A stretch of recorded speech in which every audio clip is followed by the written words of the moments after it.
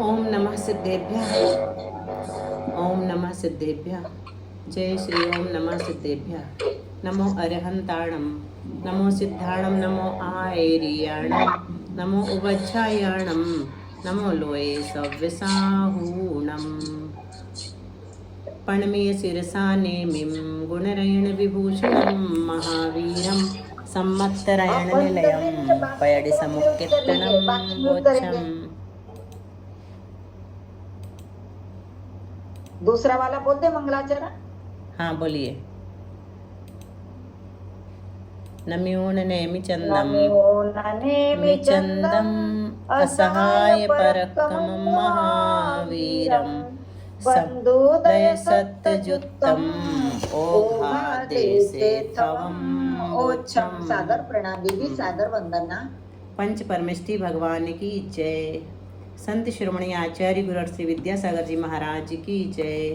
तीन कमनों करुणमणि महाराज की जय। आचार्य समय सागर जी महाराज की जय। संपूर्ण आरिका माता जी की जय। द्वादशांग जनवाणी माता की जय। 226 गाथा नंबर 226। यहाँ से हम लोग रिवीजन करेंगे, ठीक है, क्योंकि इसके पहले का विषय उपपाद योग स्थान और एकांतानुवृद्धि योग स्थान और परिणाम योग स्थान, ये हम लोगों को समझ में आ गया था, है ना। हाँ, यहाँ तक अच्छे से समझ में आ गया था तीनों योग स्थान और उनका स्वरूप, है ना। उपाद योग स्थान एक समय का होता है, एकांतानुवृद्धि कितने समय का होता है, परिणाम योग स्थान कितने समय का होता है, ये सबको समझ में आ चुका है। इसलिए इसके बाद वाली गाथा और 226 हम लोग लेते हैं। एक्के पुण्यवज्ञे असंख्य लोगा हवन्ति अविभागा अविभागस्य प्रमाणं जहन्य उड्डीपदे साणम्।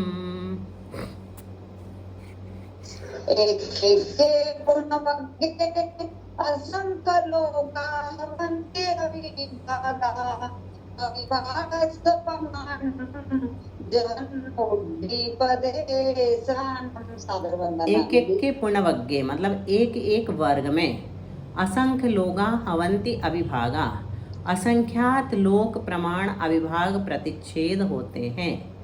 और अविभागस्य प्रमाणम अविभाग प्रतिच्छेद का प्रमाण कितना है, तो जहन्य उड्डी प्रदेशानम, प्रदेशों में जघन्य वृद्धि स्वरूप जानना।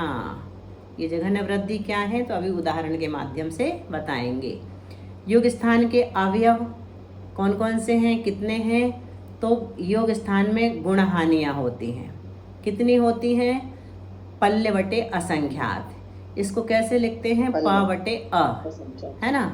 और गुण हानि में स्पर्धकों की संख्या कितनी है, गुण हानि में स्पर्धक होते हैं, तो उनकी संख्या कितनी है, श्रेणी बटे असंख्यात। इसको कैसे लिखते हैं, इस तरह से लिखते हैं, श्रेणी का असंख्यात। हाँ, एक लाइन खींचेंगे आड़ी और उसके नीचे असंख्यात लिख देंगे।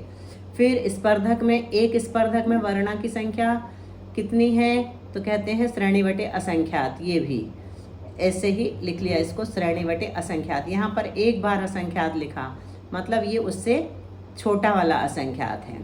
और एक वर्णा में वर्ग कितने होते हैं, तो जगत प्रतर गुणित असंख्यात। अब देखो इसमें कितना अंतर आ गया। सबसे पहले क्या बताया, एक योग स्थान में गुण हानियाँ कितनी है, प बटे अ। अपन सीधा ऐसा शॉर्ट में बोल सकते हैं, प बटे अ मतलब पल्ले बटे असंख्यात, ठीक है। फिर एक गुण हानि में स्पर्धक कितने होते हैं, तो श्रेणी बटे अ, जगह श्रेणी बटे अ, है ना। और फिर एक स्पर्धक में वर्णा कितनी होती हैं, तो श्रेणी बटे अ, ये भी होते हैं श्रेणी बटे असंख्यात। फिर एक वर्णा में वर्ग कितने होते हैं, तो इसमें जगत प्रतर गुणित असंख्यात। अब ये कितना अंतर आ गया इसमें श्रेणी बटे असंख्यात की अपेक्षा। श्रेणी तो जगत प्रतर से छोटी होती है ना, बहुत अंतर। हाँ, श्रेणी में श्रेणी का गुणा करो तो जगत प्रतर आता है, तो बहुत छोटी है श्रेणी, और जगत प्रतर बहुत बड़ा है उसका। उसी में उसका गुणा हो गया है, उसमें भी असंख्यात का गुणा। पहले हमने भाग दिया था, अब हमने गुणा कर दिया, तो एक वर्गणा में वर्ग बहुत ज्यादा होते हैं, है ना। कितने निकल के आए, जगत प्रतर गुणित अ, ऐसा लिखा है इसको। ये क्या लिखा है अर्थ संदृष्टि में? 2 लाइन मतलब जगत प्रतर, और गुणित असंख्यात मतलब अ लिख दिया। जगत प्रतर गुणित आ।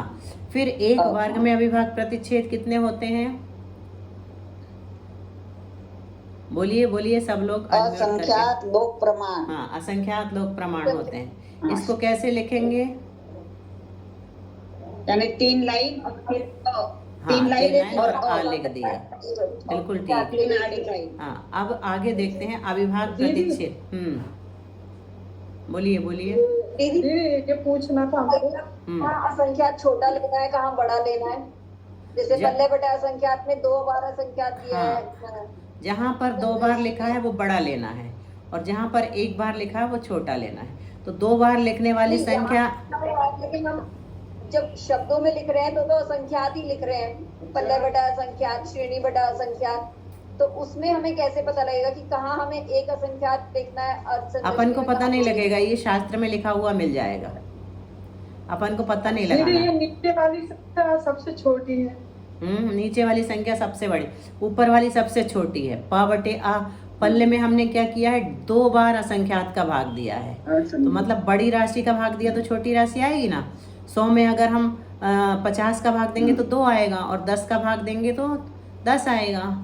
तो बड़ी संख्या का भाग देते हैं तो छोटा आता है, लब्ध, है ना। अब चलिए, अविभाज्य प्रतिच्छेद किसे कहते हैं? ये हम यहाँ पर क्या पढ़ रहे हैं? योग के अविभाज्य प्रतिच्छेद पढ़ रहे हैं। जो हम पढ़ के आए हैं कर्म परमाणु के अविभाज्य प्रतिच्छेद, वो यहाँ पर बिल्कुल भी नहीं है ना। वो अनंत होते हैं और ये असंख्यात होते हैं, इतना हमेशा ध्यान रखना है। तो क्या कह रहे हैं? जिसका दूसरा विभाग नहीं हो सकता, ऐसे शक्ति के अंश को अविभाज्य प्रतिच्छेद कहते हैं। और जो योगों में जघन्य वृद्धि का प्रमाण है, वही यहाँ एक अविभाज्य प्रतिच्छेद है। योगों में जघन्य वृद्धि का प्रमाण क्या है? ये अभी उदाहरण के माध्यम से दिखा रहे हैं आपको चार्ट में। जैसे सबसे कम शक्ति वाले प्रदेश, एक प्रदेश है, किसका प्रदेश है? जीव का, आत्मा का। तो सबसे कम, हाँ, उसी में योग होता है, उसमें उसी में परिस्पंदन होता है। तो सबसे कम शक्ति वाला जो प्रदेश है, मान लो उसकी शक्ति कितनी है? 8 है, ठीक है। और इससे अगला वाला, अगले मतलब इससे अधिक शक्ति वाला जो प्रदेश है, अगले प्रदेश की शक्ति कितनी है? 10 है। तो कितनी शक्ति बढ़ी? 2 शक्ति बढ़ी। तो वही जो 2 शक्ति बढ़ी ना, वही एक अविभाज्य प्रतिच्छेद का प्रमाण है।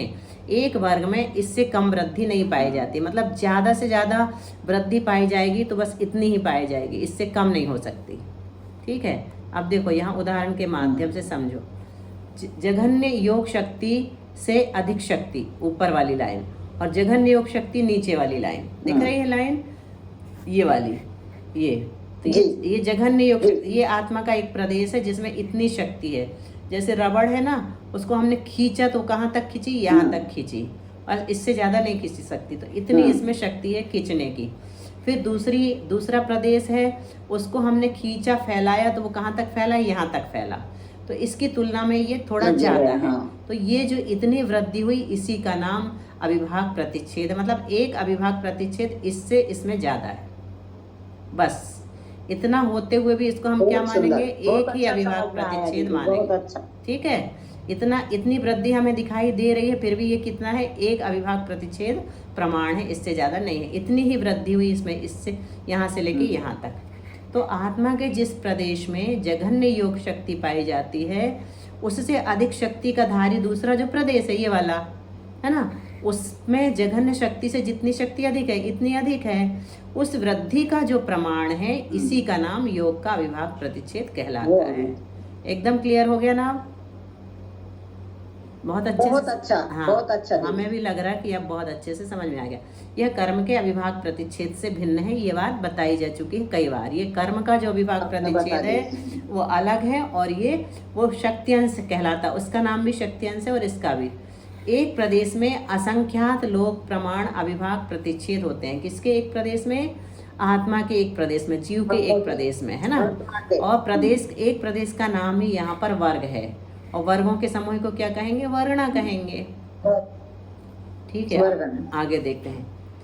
इगिठान फड्याओ वगण संखा पदेश गुण हानि सेढ़ी असंख्य दिमा असंख्य लोगाहु परिणाम असंख्य लोगाहु अविभागा। चलिए पारुल दीदी आप बोल रहे हो गाथा तो उच्चारण आप करेंगे, नहीं तो फिर मैं कर लेती हूँ। आज आप ही कर लो विजया जी, कल पारुल कर लेगी, जी, आज वो जी। लेट हो गई थी। सादर वंदना दीदी। गिठान फड्डयाओ वगण संखापदेश गुण हानी सेडी असंख्य जदिमा असंख्य लोगाऊ अविभागा। सादर वंदना दीदी। तो इगिठाना मतलब इगिठान मतलब एक योग स्थान में, ठान यानी स्थान। तो किसकी बात चल रही है? योग स्थान की बात चल रही है, तो स्थान से हम क्या लेंगे? योग स्थान ही लेंगे। फड्ढ्याओ मतलब सब स्पर्धक, फड्ढ यानी स्पर्धक कितने होते हैं, और वगण संख्या सब वर्णाओं की संख्या, और पदेश गुणहानि और गुणहानि आयाम का प्रमाण सामान्य पने से कितना है? सेढ़ी असंख्येच दिमा जगत श्रेणी के असंख्यातवे भाग मात्र हैं। स्पर्धक भी कितने हैं? जगत श्रेणी के असंख्यात विभाग प्रमाण। वर्णाओं की संख्या भी कितनी है? जगत श्रेणी के असंख्यात विभाग प्रमाण। और गुणहानि आयाम का प्रमाण भी कितना है? जगत श्रेणी का। इसीलिए ये असंख्यात होते हुए भी अलग अलग प्रकार का असंख्यात है, एक सा नहीं है ना? क्योंकि स्पर्धक छोटा होता है, स्पर्धकों के समूह को गुणहानि कहते हैं, गुणहानि के समूह को नाना गुणहानि कहते हैं, और गुणहानि आयाम 8 समयों का होता है। तो ये सब अलग अलग होते हुए भी इनका प्रमाण जो है जगत श्रेणी के असंख्यातवे भाग मात्र ही है। एक योग स्थान में अविभाग प्रतिच्छेद कितने होते हैं? असंख्य लोगाहु अविभागा। असंख्यात लोक प्रमाण होते हैं अविभाग प्रतिच्छेद। एक योग स्थान में अविभाग प्रतिच्छेद कितने होते हैं? असंख्यात लोक प्रमाण होते हैं। असंख्यात लोक समझ गए? कितना कहलाएगा असंख्यात लोक? एक लोक में कितने प्रदेश हैं? असंख्यात प्रदेश। हाँ, एक लोक में असंख्यात पूरे प्रदेश लोक में तो अनंत प्रदेश है दीदी। नहीं, एक लोक में असंख्यात प्रदेश हैं। ऐसे असंख्यात प्रदेश वाले असंख्यात लोक लेना है अपने को। आ गया समझ में? एक लोक में भी असंख्यात प्रदेश हैं, ऐसे असंख्यात प्रदेश वाले असंख्यात लोक। तो असंख्यात प्रदेशों वाले असंख्यात लोक। और जैसे एक टोकरी में हमने बेर रखी है, तो कितनी है वो? अनगिनत है ना? बहुत बड़ी टोकनी है, अनगिनत है। ऐसे ही कितनी टोकनी है? असंख्यात टोकनी है। तो एक लोक में भी असंख्यात प्रदेश हैं, और असंख्यात लोक में भी, हर एक लोक में असंख्यात प्रदेश हैं। तो उसी को हम क्या कह देते हैं? असंख्यात प्रदेश कह देते हैं, असंख्यात लोक कह देते, सॉरी। अब एक योग स्थान के स्पर्धक देखिए कितने हैं? एक योग स्थान के स्पर्धक कितने होते हैं? तो नाना गुणहानि गुणित एक गुणहानि के स्पर्धक। नाना गुणहानि में एक गुणहानि के जितने स्पर्धक हैं उसको नाना गुणहानि में गुणा कर दो, तो क्या आ जाएगा? एक योग स्थान के स्पर्धक निकल के आ जाएंगे। अब इसको कैसे लिखेंगे? नाना गुणहानि कितनी है अपने पास? पढ़ के बताओ, लिखा है सामने। पल्ले का असंख्यात भाग। तो ये डबल आ लिखा है, मतलब पा बटे आ 2 बार है। और गुणित गुणहानि के स्पर्धक, गुणहानि के स्पर्धक कितने हैं? जगत श्रेणी बटे आ। जगत श्रेणी ठीक है, डबल बार भी बोल सकते हैं और असंख्यात एक बार भी बोल सकते हैं। बस इतना समझना है बुद्धि में कि वो असंख्यात बड़ा वाला है, असंख्यात है। कहने का मतलब ये है कि असंख्यात में असंख्यात का गुणा है ना? एक बार फिर एक योग स्थान की वर्णाएं कितनी हैं? तो यही स्थिति का प्रमाण है। एक योग स्थान में जितनी वर्गणाएं हैं वही यहाँ पर स्थिति का प्रमाण माना गया है, यानी इतने ही स्थानों में द्रव्य को बांटना है। तो एक योग स्थान की वर्गणाएं बराबर एक योग स्थान के स्पर्धक गुणित एक स्पर्धक की वर्गणा। एक स्पर्धक में जितनी वर्गणाएं हैं उसका गुणा कर देंगे एक योग स्थान के स्पर्धक में। तो इसको पढ़िए, अर्थ संदृष्टि में कैसे लिखा हुआ है? पा बटे पल्ले बटे फिर गुणा जगत श्रेणी गुणा जगत श्रेणी हाँ ठीक है। तो इस तरह से ये निकल के क्या आ गया अपने पास, योग स्थान की वर्णाएं टोटल इतनी है। देखो जैसे अपन करते हैं ना 4 गुणित 3 गुणित 7, तो 4 तिया 21 सत्ते, तो यहाँ पर बराबर के बाद लिख देते हैं, लेकिन अर्थ संदृष्टि में बराबर में कुछ नहीं आता। बराबर लिखने के बाद यही यही ऐसा ही आएगा, ऐसे ही लिखना पड़ेगा। ये एक तरह से बीज गणित है ये, है ना, ज्यों का त्यों लिख देते हैं। ठीक है, x में y का गुणा करेंगे तो एक्स वाई लिख देंगे अपन, ज्यों का त्यों लिख देते ना, उसका कुछ दूसरा हाल नहीं निकलता है। जी जी जी। ऐसे ही यहाँ पर लिख दिया जाता है ज्यों का त्यों। मतलब ये निकल के आई हैं अपनी एक योग स्थान की वर्गणाएं इतनी, पावटे आ गुणित श्रेणी बटे आ गुणित श्रेणी बटे आ। अब एक गुणहानि की वर्गणाएं कितनी हैं, जितनी एक गुणहानि की वर्गणाएं हैं उसी को गुणहानि आयाम कहते हैं। तो गुणहानि के स्पर्धक गुणित एक स्पर्धक की वर्णा, एक स्पर्धक की जितनी वर्णा है उसमें गुणहानि के में जितने स्पर्धक हैं उसका गुणा कर दिया। पढ़ो इसको। पढ़े दीदी हम? हाँ, ये नीचे जगत वाला श्रेणी बटे अ गुणा जगत श्रेणी बटे अ। बस ये अपने एक गुणहानि की वर्णाएं हैं और इसी को कहते हैं गुणहानि आयाम। योग स्थान के अविभाज्य प्रतिच्छेद अनंत नहीं पाए जाते हैं, असंख्यात ही होते हैं। ये बात बार बार बताई जा रही है। और असंख्यात लोग कैसे, इसको हम जगत श्रेणी बटे अ इंटू जगत श्रेणी बटे अ है, तो हम इसको ऐसे बोल सकते हैं जगत प्रतर बटे 3 बार अ लगा दें। नहीं, वैसा नहीं लगाते हैं, ऐसा ही लिखना पड़ेगा, ऐसे ही लिखना पड़ेगा। निकल के आ जाएगा वो जगत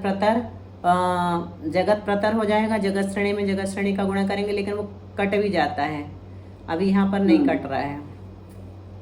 जगत प्रतर हो जाएगा, जगत श्रेणी गुणित जगत श्रेणी बराबर जगत प्रतर, और 2 बार असंख्यात में 1 बार और असंख्यात का गुणा करेंगे तो 3 बार असंख्यात हो सकता है, बन जाएगा।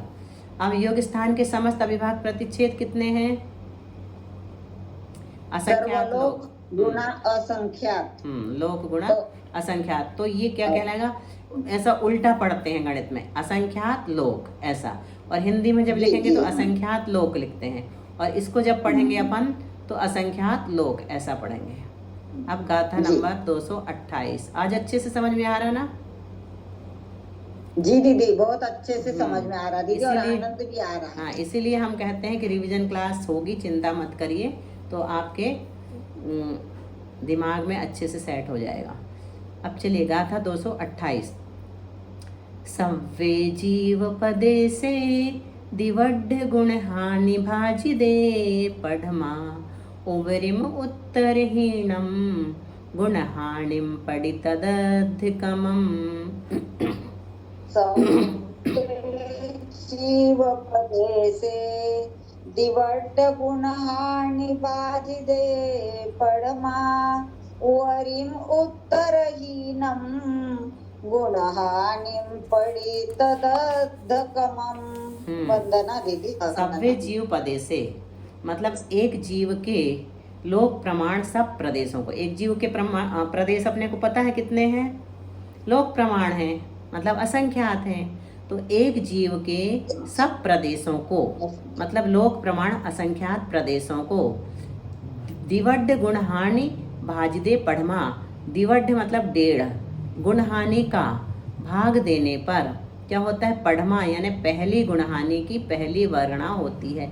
पहली वर्णा निकालने के लिए बस सूत्र दिया जाता है, बाकी फिर क्या करते हैं आगे एक एक चय घटा करके अगली वर्णाएं निकाल लेते हैं और वृद्धि करके, है ना, एक एक अविभाज्य प्रतिच्छेद की वृद्धि करके और एक एक चय की हानि करके गुणहानि और वर्णाएं आदि निकल जाती हैं। तो यहाँ पर हमने पहली वर्णा निकालने के लिए क्या सूत्र बनाया गाथा में कि एक जीव के जितने प्रदेश हैं उसमें 1.5 गुणहानि का भाग देना है। क्या, असंख्यात बटे 1.5 गुणहानि बराबर पहली वर्णा, प्रथम वर्णा, है ना।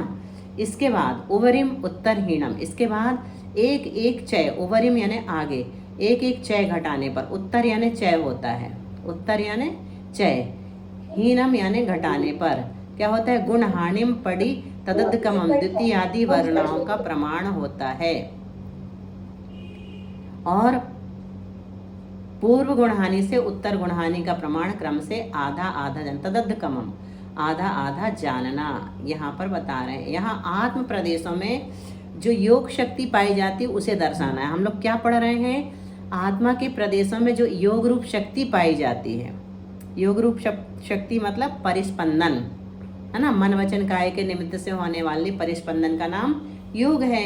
तो उसी शक्ति के बारे में यहाँ पर हम लोग पढ़ रहे हैं। प्रत्येक प्रदेश में एक सी ही शक्ति नहीं पाई जाती, अलग अलग प्रकार की शक्ति प्रत्येक प्रदेश में होती है।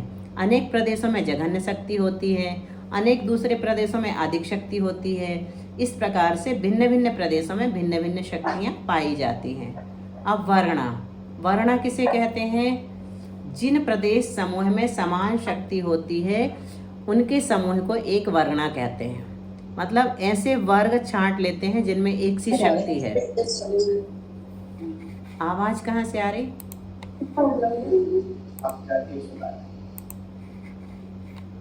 देखो, जिन प्रदेश समूह में, आवाज आ रही हमारी? जी दीदी आ रही, अच्छे से आ रही दीदी। जिन प्रदेश समूह में समान शक्ति होती है उनके समूह को एक वर्णा कहते हैं। ये याद रखना है अपने को। वर्णा किसे कहते हैं? जिन वर्गों में, प्रदेश समूह कहो चाहे वर्गों में कहो, प्रदेश का नाम ही यहाँ पर क्या है? वर्ग है।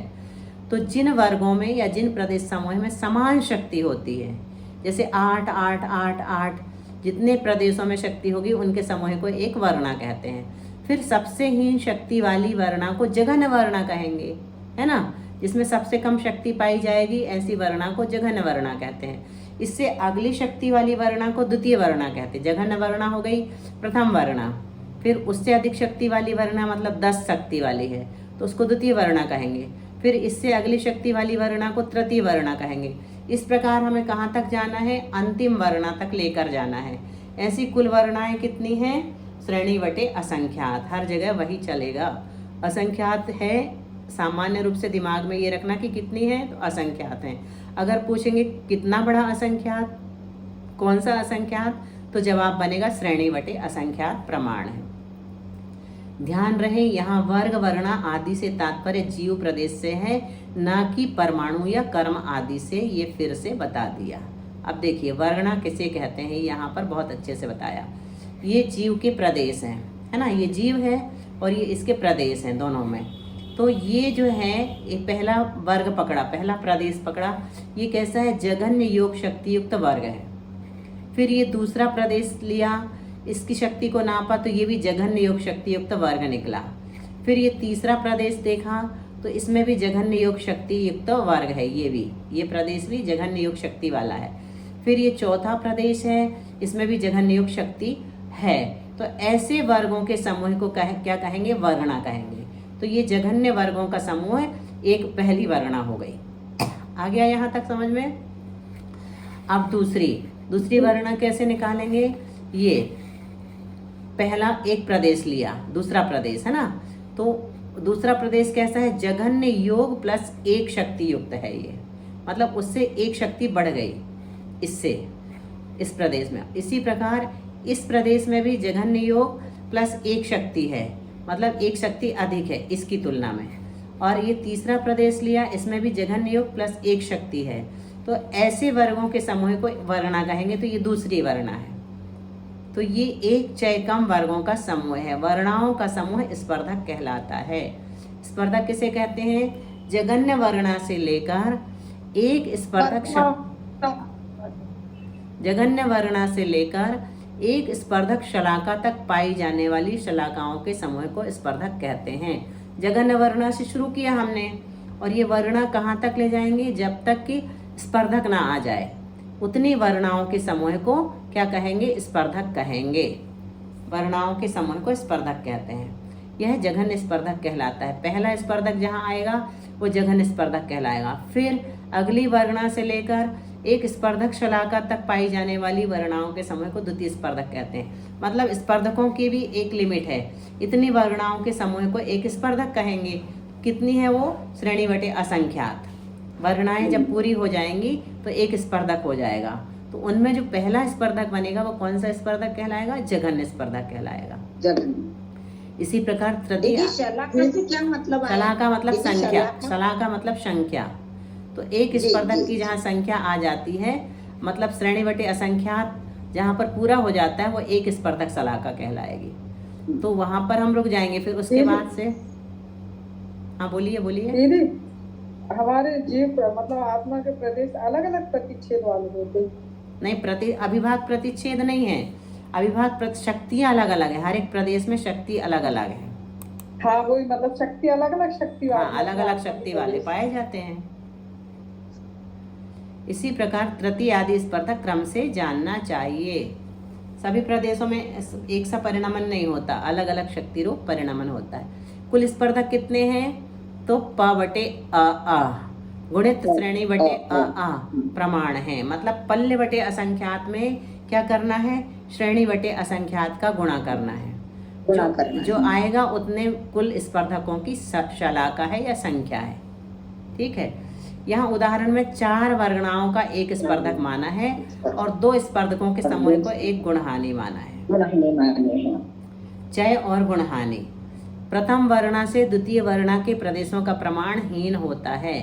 पहली वर्णा से दूसरी वर्णा के प्रदेशों का प्रमाण कितना हो जाएगा? कम हो जाएगा। एक एक चय घटता जाएगा ना, 16-16। फिर द्वितीय वर्णा से तृतीय वर्णा के प्रदेशों का प्रमाण हीन होता है। इससे हीन होने वाली संख्या को क्या कहते हैं? चय कहते हैं। प्रत्येक वर्णा क्रमशः एक एक चयहीन होती जाती है, शक्ति बढ़ती जाती है और संख्या कम होती जाती है। किसकी संख्या? प्रदेशों का प्रमाण कम होता जाता है। जब प्रथम वर्णा आदि हो जाती है तब तत्प्रमाण वर्णाओं का समूह गुणहानि कहलाता है। यहाँ पर ये बात स्पष्ट हो जानी चाहिए कि गुणहानि जो है एक मेजरमेंट है, एक संख्या का नाम है। तो जहाँ पर जाकर के प्रथम वर्णा आदि हो जाती है उतने वर्णाओं के समूह का नाम एक गुणहानि है। वर्णा चूंकि संख्यात गुणहीन हो गई है, संख्यात गुणहीन हो गई ना वर्णा, इसलिए एक एक चय घटा घटा के वो त्रिकोण रचना जैसा बनता है, इसीलिए इसको गुणहानि कहते हैं। संख्यात गुणहीन मतलब गुणहानि। और दूसरी गुणहानि, जहाँ वर्णा आदि हो गई वहाँ से द्वितीय गुणहानि प्रारंभ हो जाती है।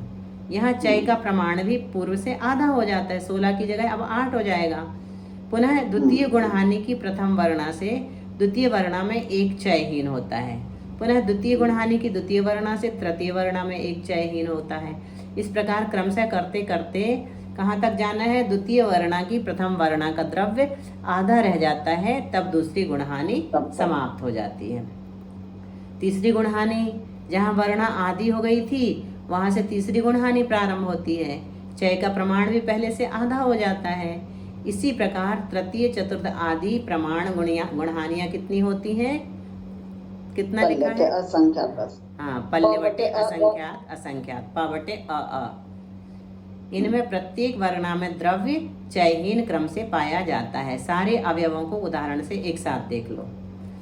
द्रव्य कितना है हमारे पास? अर्थ संदृष्टि में लोक प्रमाण। हाँ, और गुणहानि आयाम कितना है? जगत श्रेणी बटे अ। नाना गुणहानि कितना है? पल्य बटे अ। हाँ, सब लोग बोलो।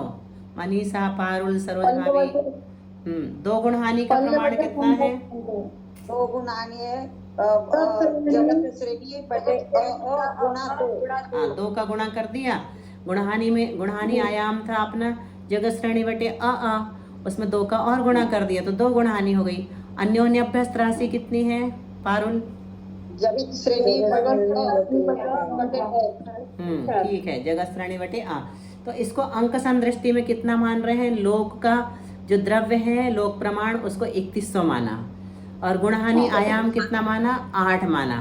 नाना गुणहानि हमारे पास कितनी है? 5 है और 2 गुणहानि 16। 2 गुणहानि 16 क्यों हो गई? क्योंकि क्योंकि एक गुणहानि 8 है तो 2 गुणहानि 16 हो गया। और अन्योन्य अभ्यस्त राशि कैसे निकालते हैं? तो 2 में नाना गुणहानि की घात लगी होती है। तो नाना गुणहानि कितनी है? 5 है। तो 2 में 2 का 5 बार गुणा करेंगे तो 32 आ जाएगा। ठीक है। अब यहाँ अंक संदृष्टि से देखो, जीव प्रदेश बराबर 3100।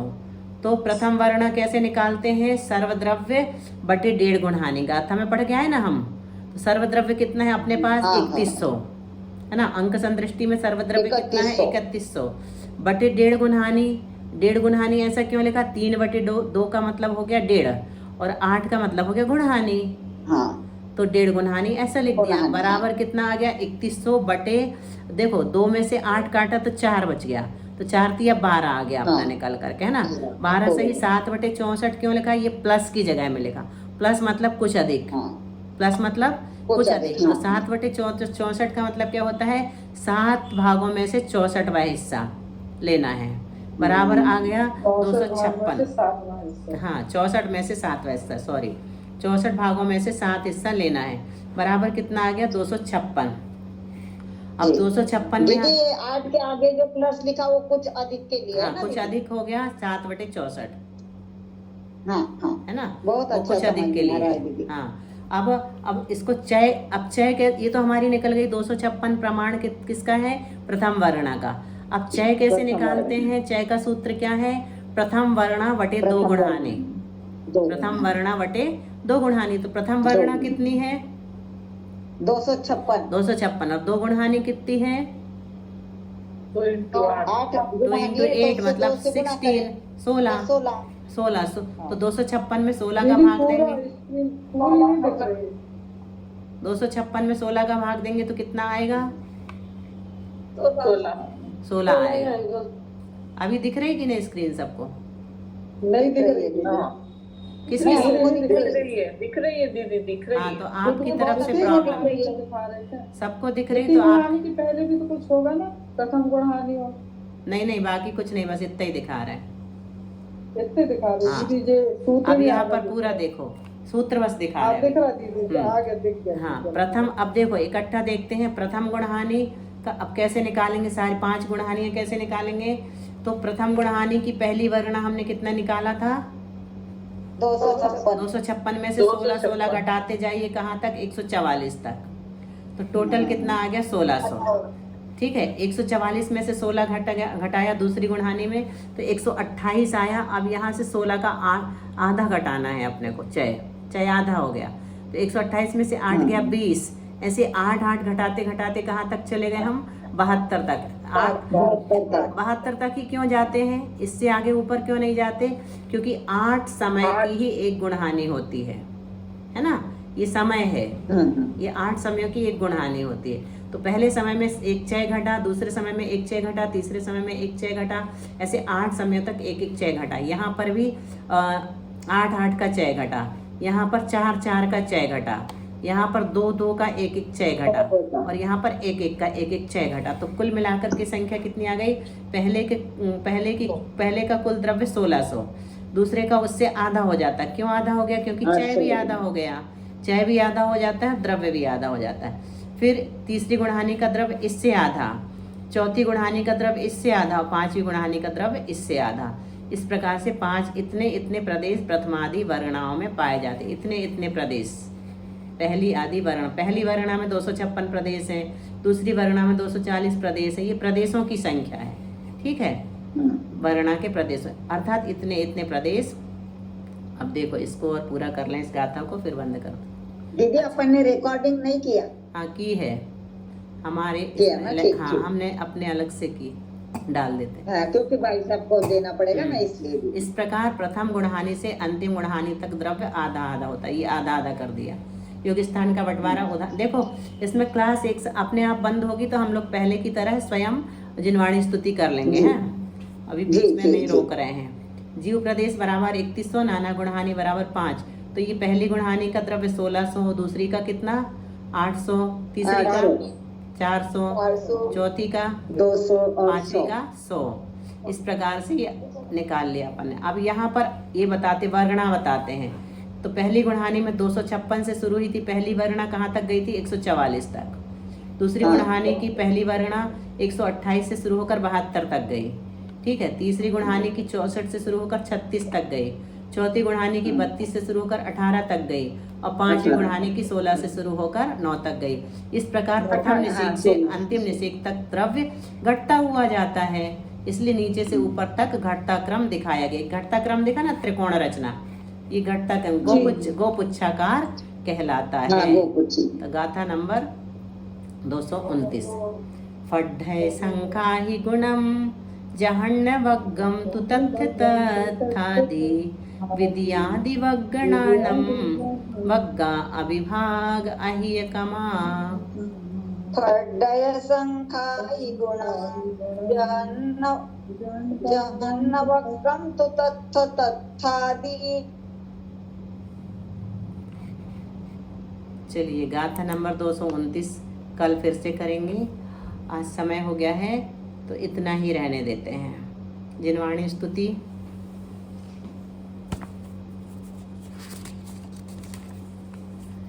निज निधि निज में बताई यह अनंत उपकार है, इसके लिए जिनवाणी माँ को वंदना सतवार है। 9 बार नमोकार मंत्र।